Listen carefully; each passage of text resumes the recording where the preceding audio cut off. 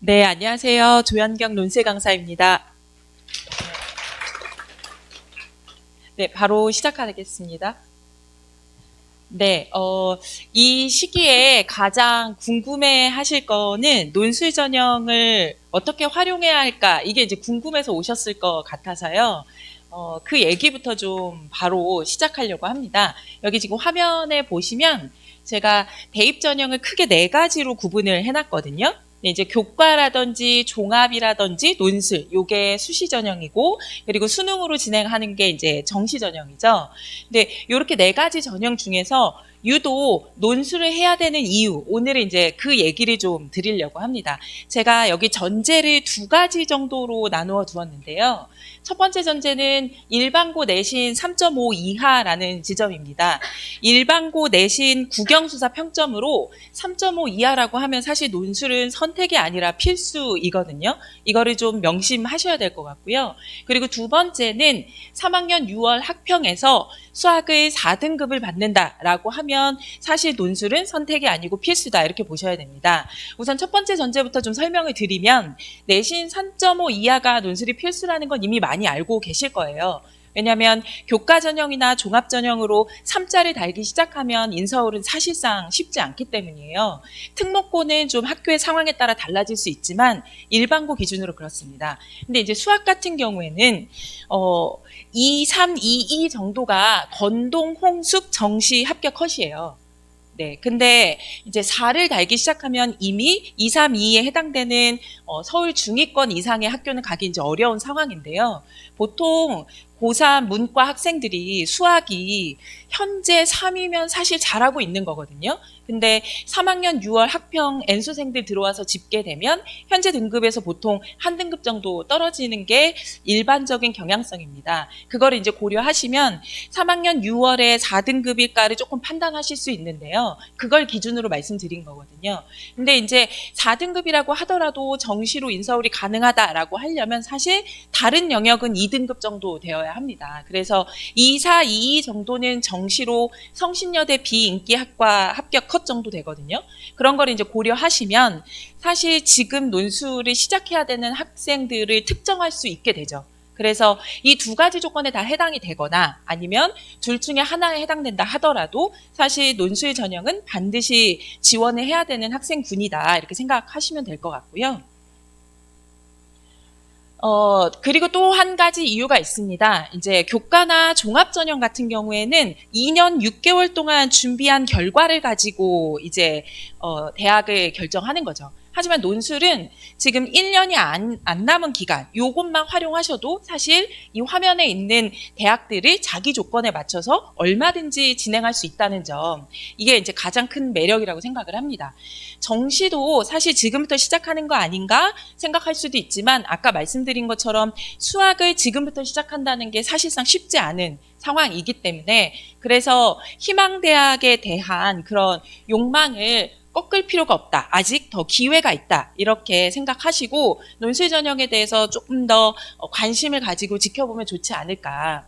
이 구체적인 학교별 최저 조건은 사실 거기 자료들에도 많이 나와 있기 때문에 그거를 하나하나 읊지는 않겠습니다. 그래서 여기 보시면 제가 몇 개의 학교만 좀 특정해서 말씀드릴게요. 당연히 올해 가장 관심을 가지실 부분은 고대겠죠. 고대는 4개 합 5로 고대 경영 굉장히 높아요, 사실. 근데 그래도 고대 인문 같은 경우에는 4개 합 8, 이게 가장 관심이 있으실 것 같고요. 그래서 3개 합 6인 성대도 있고요. 이렇게 좀 상위권 학교들 같은 경우에는 내신 3.5가 넘어서지 않는 학생들도 상향 지원용으로 한번 생각해 볼 수 있는 거고요. 그리고 아까 말씀드렸던 2가지 조건에 다 해당되는 학생들 같은 경우는 지금 최저 없는 대학부터 2개 합 4, 5의 중위권 대학까지 다양한 대학들이 자기 조건에 맞춰서 지원을 해볼 수 있는 기회, 이게 이제 논술에서 가장 중요한 지점, 이렇게 보시면 좋을 것 같습니다. 그리고 또 이렇게 말씀드리는 게 가장 이해가 빠르시더라고요. 이제 제가 어떤 특정한 예시를 하나 보여드릴게요. 아까 이제 그 내신 3.5 이하라든지 수학을 제가 가지고 말씀을 드렸는데 실제로 6월 학평에서 2개합 5를 맞춘 여학생이 있다. 이제 그 학생이 국어 4등급, 수학 4등급, 영어 3등급, 사탐 2개를 2, 3을 받았다. 이런 학생들은 주로 논술 전형 어떻게 활용하면 되냐? 이 친구가 이제 3.5를 넘어섰다라는 전제하에 보시면 결국에는 6논술을 쓸 수밖에 없거든요. 이 친구는. 그렇게 되면 6논술에서 상향 2개, 적정 2개, 안정 2개 이렇게 쓰게 되죠. 근데 요게 이제 기본적인 플랫이라고 생각하시면 되고요. 근데 여기서 이제 조금 더 논술 실력이 좋다거나 아니면은 조금 더 모험지향적이다라고 하면 이제 상향의 비중을 높이고 그리고 이번에 꼭 가야겠다. 재수는 될 수 없다. 안정적으로 지원하겠다라고 하면 안정의 비율을 높이면 되는 거죠. 근데 물론 논술에서 안정이라고 해도 다른 전형에서는 이미 상향이에요. 교과나 종합으로 지원할 수 없는 대학들을 지원하고 있는 것이기 때문에 그래서 이러한 방향성을 가지고 이제 접근을 하셔야 됩니다. 지금은 예비고3 학부모님들이시기 때문에 이제 지금 시작하시는 단계이시잖아요. 그래서 어떤 디테일한 학교를 특정하기보다는 논술 전형에 바라보는 방향성과 태도 이게 중요하다고 생각을 해서 이 시점에서는 제가 이렇게 큰 방향성 안에서 좀 브리핑을 해드리는 편입니다. 그래서 요거 좀 알아들으시겠죠. 네, 그 다음에 실제로 이런 방식으로 이제 지원을 제가 하게 학생들하고 상담을 하고 저하고 같이 학습을 해서 합격한 학생들의 이제 결과입니다. 지금 2024 학년도 대입은 오늘 성적표가 발표가 됐고 그리고 논술 합격 여부는 이제 15일까지 발표가 되거든요. 그래서 이거는 이제 작년 학생들이에요. 이제 이 이후의 설명회에서는 올해 학생도 이제 반영해서 말씀을 드릴 텐데요. 후배들을 위해서 자신의 정보를 공개하는 걸 이제 동의해준 학생들 중에서 좀 다관한 학생들 위주로 제가 좀 여기에 정리를 해봤습니다. 왜냐하면 하나 정도 붙으면 우연일 수 있거든요. 근데 2개, 3개 붙는 학생들이 이렇게 많다는 것은 반드시 필승법이 있다는 얘기예요. 훈련법이 있다는 얘기고 그거를 좀 학부모님들께 말씀드리고 싶었어요. 그래서 그런 학생들 위주로 제가 좀 일부만 선정해서 보여드리고 있습니다. 우선 여기서 가장 중요한 점은 아까 3.5 이하라고 말씀을 드렸는데 보시면 4등급, 5등급, 6등급 실제로 내신이 4, 5, 6등급인 학생들이 많다는 걸 아실 수 있을 거예요. 그리고 또 하나는 저기 수능을 좀 봐주시면 제가 순서대로 국수, 영, 탐 이렇게 수치화 해놓은 거거든요. 근데 저기 맨 위에 성대랑 서강대랑 이대 붙은 학생, 저 두 학생은 일환성 쌍둥이입니다. 네, 근데 저 두 학생 같은 경우에는 다른 과목들이 지금 1, 2등급인데도 수학이 3, 4등급인 거 보이시죠? 네. 이렇게 좀 1, 2등급, 영어나 사탐이나 국어가 1, 2등급 정도 해당되는 학생들이라면 사실 상위권 학생들인데 그럼에도 불구하고 수학이 3, 4등급 받는다는 걸 보시면 제가 아까 말씀드린 대로 3학년 6월 학평에서 수학을 3등급 이내로 받기가 쉽지 않다는 걸 좀 확인하실 수 있으실 거예요. 그리고 그 두 학생뿐만 아니라 다른 학생들도 다 두 번째 라인이 제가 수학이라고 말씀드렸는데 3, 4, 5등급에 해당되는 거 보이시죠? 그래서 수학이 4등급이 넘어간다. 그리고 또 내신이 3, 4, 5등급이다 하더라도 인서울 이상의 명문대 원래 꿈꿨던 학교를 지원해 볼 수 있다는 거 이제 이런 걸로 좀 많이 말씀을 드리죠. 요거를 보시는 게 가장 좀 와닿으실 것 같다라는 생각이 좀 들었고요. 문제도 좀 보여드리려고요. 네, 뭐 같이 풀자는 건 아니고요. 뭘 말씀드리고 싶은 거냐면 수능 국어하고 좀 대비해서 좀 견주어서 설명을 드리려고 합니다. 수능 국어는 80분인 거 아시죠? 80분 동안 45문제입니다. 그러면 한 문항당 1분 몇 초씩 풀어야 되거든요. 근데 논술은 100분의 3문제입니다. 100분의 3문제라고 하면 1분 몇 초보다는 훨씬 더 여유 있게 풀 수 있죠. 그리고 재심은 수도 좀 생각을 하시면 국어 같은 경우에는 10수개에서 20개 넘어가기도 해요. 재심은 개수가. 근데 논술은 보통은 3, 4개, 많으면 7, 8개입니다. 그래서 재심은 개수도 길이도 훨씬 더 짧고 그리고 문항수도 훨씬 더 짧고 이러한 상황 안에서 학생들이 연습하고 훈련할 수 있는 방법은 충분하다는 거죠. 그리고 유형도 한번 보실게요. 지금 성대 같은 경우에는 분류형과 자료 해석형과 그다음에 입장 선택형 이렇게 3개 유형으로 특정해서 수년째 계속 내고 있거든요. 그리고 또 요거는 이제 상위권 대학 중에 하나 유형을 보여드린 거고요. 요거는 이제 중위권 학교 중에 동대입니다. 동대도 똑같이 100분인데요. 100분의 3문항인데 동대 같은 경우에는 지금 문제점을 찾아라, 공통점 차이점을 찾아라, 비판하라 이런 문제들 많이 나오죠. 그래서 비판형이나 설명형이나 비교형 이런 문제들이 많이 나와요. 그래서 아까 동일하게 100분의 3문제지만 성대는 분류형이랑 자료 해석형이랑 입장 선택형, 그리고 동대는 지금 비교형, 설명형, 평가형 이렇게 나오는 거 보이시죠? 그래서 학교마다 조금 더 선호하는 유형의 차이는 있긴 합니다. 그렇지만 보통은 논술은 3개 학교를 지원하거나 아니면 6개 학교를 지원하거든요. 한두 개 논술을 지원하려고 하는 학생들은 아주 드물죠. 그래서 보통은 그렇게 6개 정도 지원을 하고 있기 때문에 이 여러 가지 유형들, 자주 나온다고 하는 빈추 유형들을 좀 공부를 해놓으면 어느 학교 지원을 하든 사실 기본기가 되어 있는 거죠. 그래서 제가 지금 여러 유형들을 성대랑 동대, 상위권 대학에 하나, 그다음에 중위권 대학에 하나로 이렇게 보여드린 겁니다.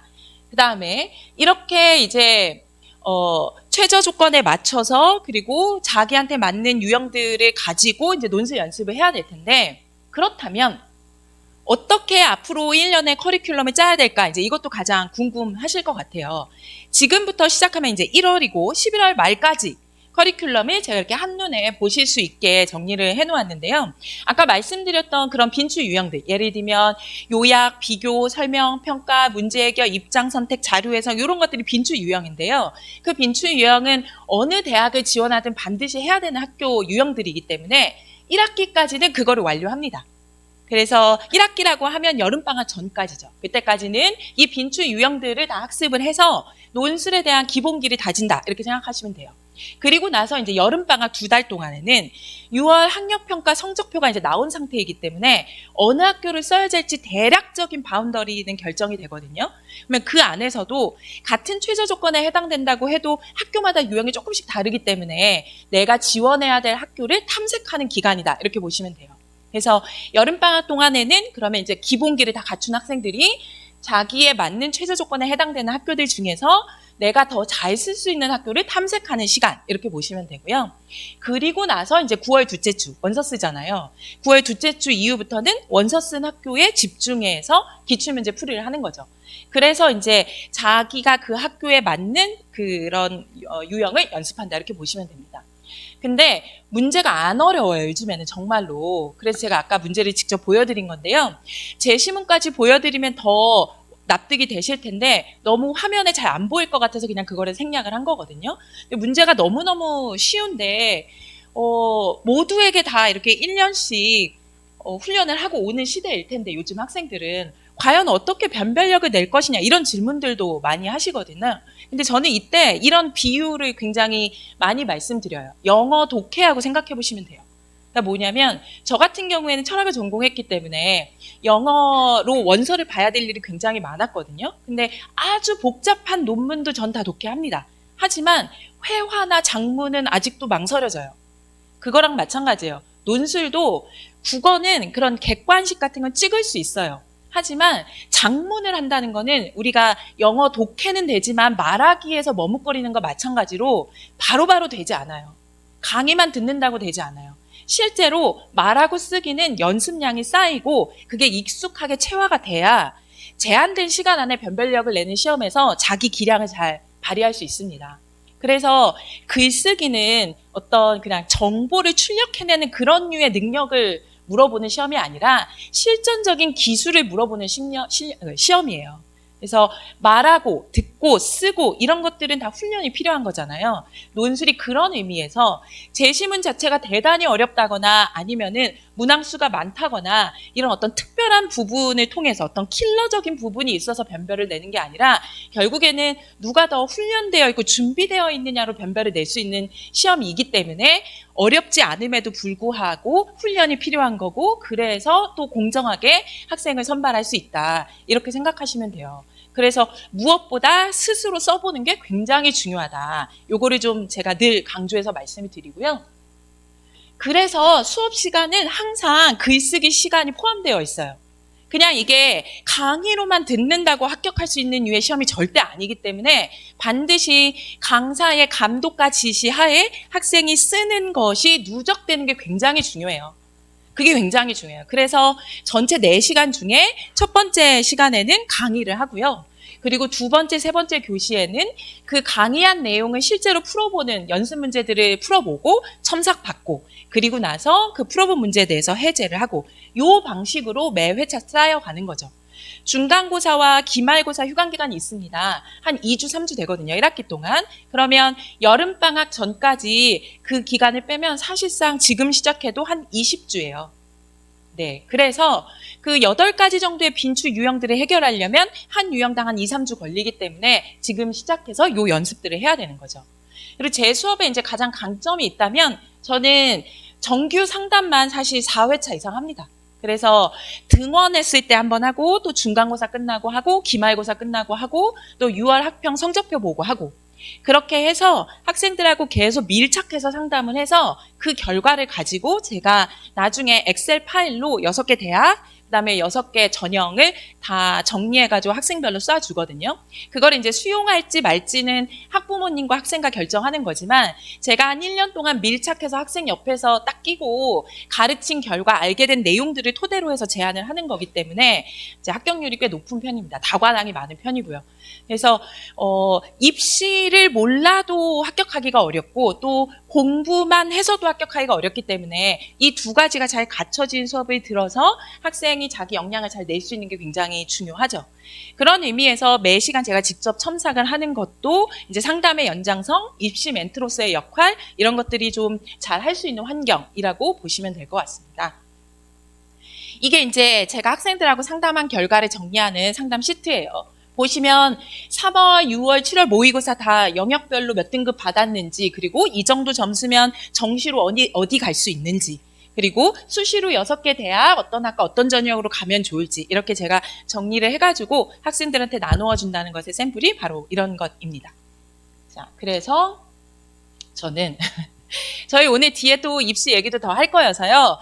더 많은 얘기를 다 하고 싶지만 저 혼자 욕심을 낼 수 없기 때문에 선생님들이 조금씩 나눠서 더 얘기를 하실 거거든요. 그래서 이제 저 같은 경우에는 반이 2개 열려요. 그래서 일요일 오후반하고 월요일 저녁반 이렇게 두 반을 통해서 이제 지금 말씀드린 커리큘럼들 가지고 우리 학생들하고 밀착해서 좀 수업을 진행하려고 하고 있습니다. 지금 월요일 저녁은 이미 제가 고2 수업들도 다 마감을 했었거든요. 그래서 고2 수업에서 진행했던 학생들도 같이 연장선으로 하고 있고요. 또 새롭게 일요일 오후반도 개강을 하고 있습니다. 그래서 이렇게 두 반 개강 예정이니까요. 적절한 시간을 체크하셔가지고 우리 학생들 보내주시면 좋은 성과를 낼 수 있을 것 같습니다. 그리고 경청해 주셔서 감사합니다. 다음 선생님들 또 와서 말씀해 주실 거예요. 감사합니다.